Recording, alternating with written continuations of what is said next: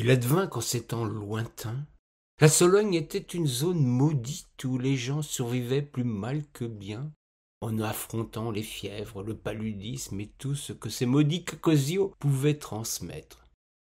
Y vivait alors modeste famille de métayers tout près du village de Champs. C'étaient de braves gens que les épreuves n'avaient pas épargnés. Pourtant, en dépit des difficultés de l'existence, des fièvres insidieuses, des mauvaises récoltes, des intempéries et de tout ce qui peut rendre la vie compliquée, le couple était resté uni et plus encore, désireux de partager le bonheur avec une nombreuse progéniture. Les esprits chagrins vont prétendre que si madame avait déjà eu 6 beaux enfants, 6 garçons en pleine santé, c'était que monsieur ne savait pas se retenir, qu'il ne pensait qu'à son seul plaisir, qu'il était incapable de se raisonner. Et Dieu sait encore quelle sornette qui ne manque jamais de naître chez les langues de vipère. Madeleine avait l'instinct maternel. Enceinte, elle était radieuse. Mère, il n'y avait pas plus dévouée qu'elle. Épouse, elle chérissait son cher Joseph. Femme, elle prenait grand plaisir à retrouver son homme dans le secret de leur lit clos. Ces deux-là avaient certes du pain sur la planche pour nourrir toutes ces bouches, mais ils ne s'en plaignaient jamais, bien au contraire. C'était pour eux un cadeau de la Providence que d'avoir famille nombreuse.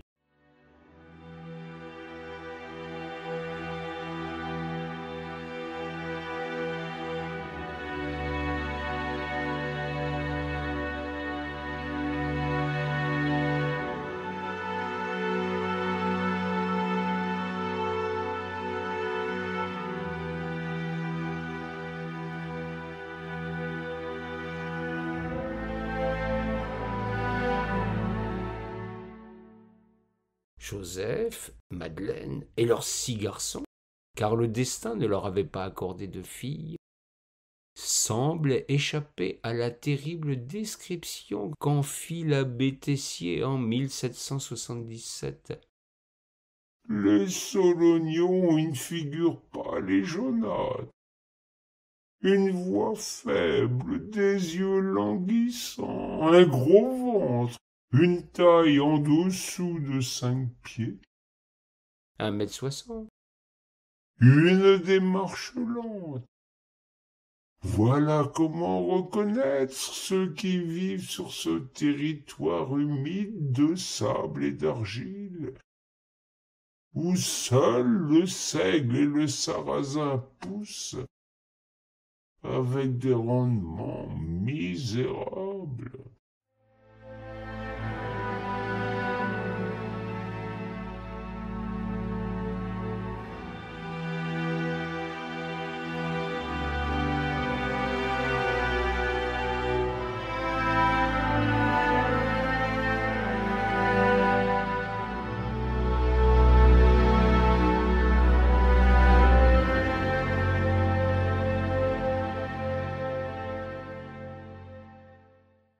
Non seulement ils se portaient tous mieux que leurs voisins, mais ils avaient eu le privilège rare dans cette contrée de ne pas voir mourir leurs enfants en bas âge. Il y avait, dans certaines paroisses voisines, des taux de mortalité enfantine proches de 15 enfants morts pour 100 naissances lors du premier mois, nombre doublé pour la première année de vie. C'était bien là un territoire abandonné de Dieu. Joseph et Madeleine avaient le bonheur de vivre au bord d'un étang qui non seulement leur fournissait des poissons, de quoi vivre également non pas en faisant commerce mais en troquant le poisson contre du faux sel, un arrangement qui leur permettait de conserver dans de meilleures conditions la viande du cochon qu'ils tuaient chaque année. De plus, homme inventif, Joseph avait planté des pins autour de son étang pour assécher les marais, tandis que Madeleine avait planté des pétunias, de la menthe et de la citronnelle autour de sa modeste demeure. Ils avaient été ainsi les précurseurs de ce qui se passera sous le règne de Napoléon le III, pour sortir ce territoire d'une misère endémique, améliorer les sols, repousser les cacosios, ces maudits moustiques vecteurs de si nombreuses fièvres, surveiller la nourriture et tenter de la diversifier, rendirent son attrait à cette magnifique Sologne. Mais revenons à notre famille nombreuse. Madeleine attend un 7e enfant. Dans toute la contrée, c'est un événement, d'autant plus que la modeste réussite de Joseph a fait bien des jaloux. Incapable cependant de copier des pratiques qu'il continuait de dénigrer. Non, l'attente se situait ailleurs. Madeleine allait-elle enfin enfanter une fille? Ce que désiraient toutes celles qui lui voulaient du mal? Ou bien avoir ce formidable 7e garçon attendu comme le Messie dans cette région de croyance et de superstition?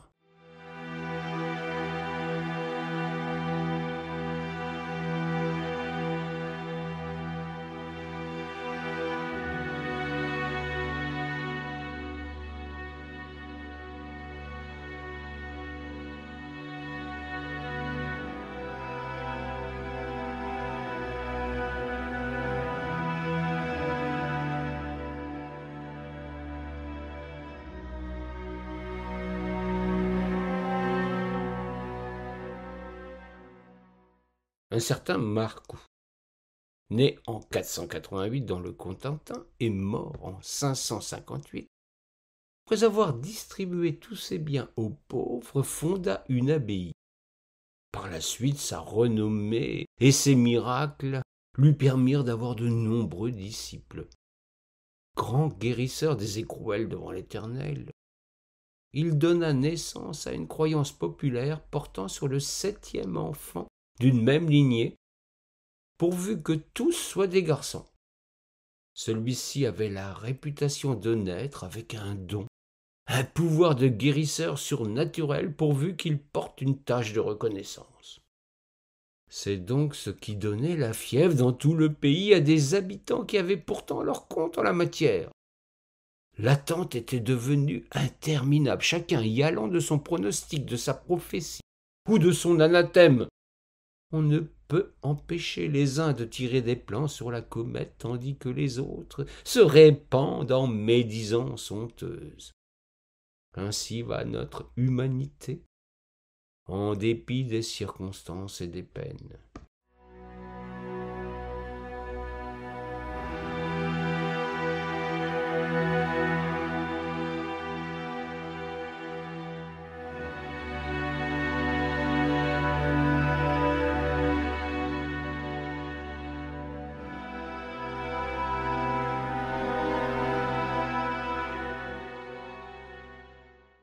Quand Madeleine perdit les os, la nouvelle se répandit comme une traînée de poudre. Tout d'abord à Chon, puis par la magie du téléphone arabe. Même si les terres labourables n'étaient pas légion dans ce pauvre pays, toute la triste Sologne, comme elle était nommée dans l'entourage du pouvoir. On fit mander la sage-femme pour que celui qui était tant espéré naisse sans complication.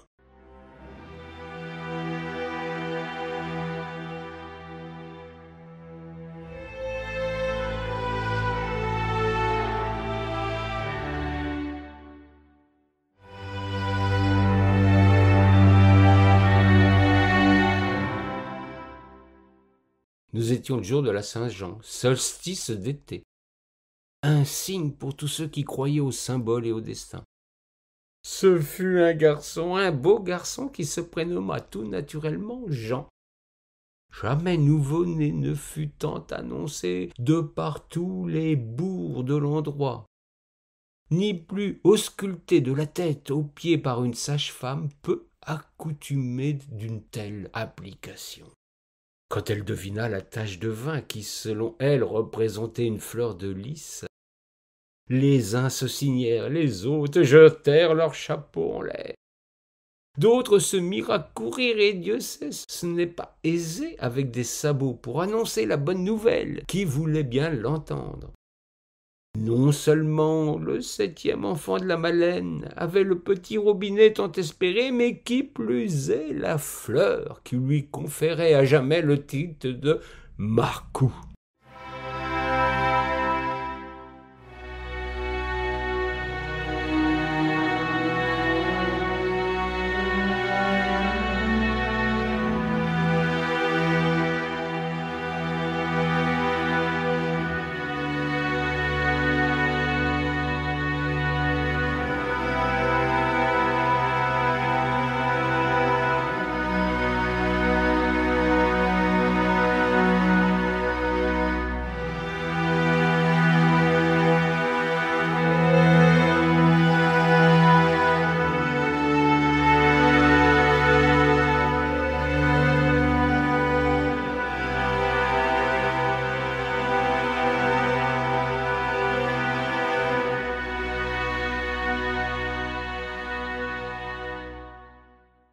Jean grandit heureux parmi les siens, eut le bonheur d'avoir des sœurs et des parents aimants. Par contre, il sentit immédiatement la pression qui pesait sur ses frêles épaules quand sa famille se rendait à l'office ou plus rarement dans une fête votive alentour. On le couvait des yeux, cherchant à deviner avant les autres quel serait ce don qui, tout le monde l'espérait, allait faciliter l'existence d'un peuple en souffrance. Jean ne se souciait guère de tout ce qui se disait à son propos. Il eut la chance de trouver en monsieur le vicaire un allié, un maître, une bonne étoile. Le curé en fit rapidement son enfant de cœur. Les gens pensèrent qu'il voulait ainsi s'associer les bonnes grâces du Très-Grand, tandis que, loin des superstitions qui couraient au sujet du gamin, le brave homme lui apprit à lire, à écrire, et lui enseigna tout ce qu'il savait. Le marcou n'imposa jamais les mains pour repousser les fièvres, ni psalmodia des incantations pour chasser les moustiques ou d'autres plaies qui rendaient la vie impossible en Sologne. Il fit de bonnes études, se forma dans l'art d'améliorer les sols, fidèle en cela aux intuitions de son père Joseph. Grâce à lui, au pain, les marais s'asséchèrent. Les gens apprirent à amonder les sols et cultiver les pommes de terre qui améliorèrent l'ordinaire, à bâtir des maisons en briques plus confortables que celles en torchis qui étaient de véritables nids à moustiques.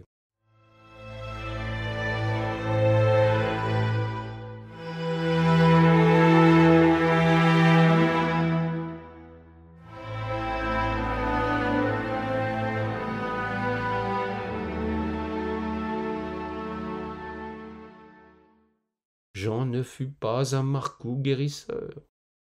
Rompit-il pour autant la destinée des 7e enfants d'une lignée? Rien n'est moins sûr, puisqu'il se fit salvateur en modifiant les pratiques de ceux de son pays. Il leur apporta la lumière là où régnaient les ténèbres.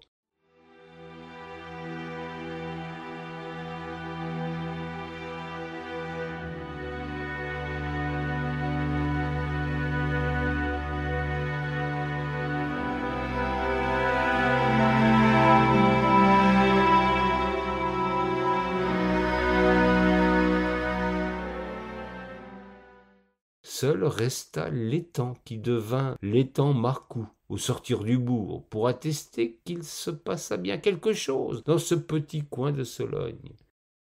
Les miracles ne sont pas tous inexplicables. Jean et le bon vicaire de Chon en apportèrent la démonstration d'une éclatante manière.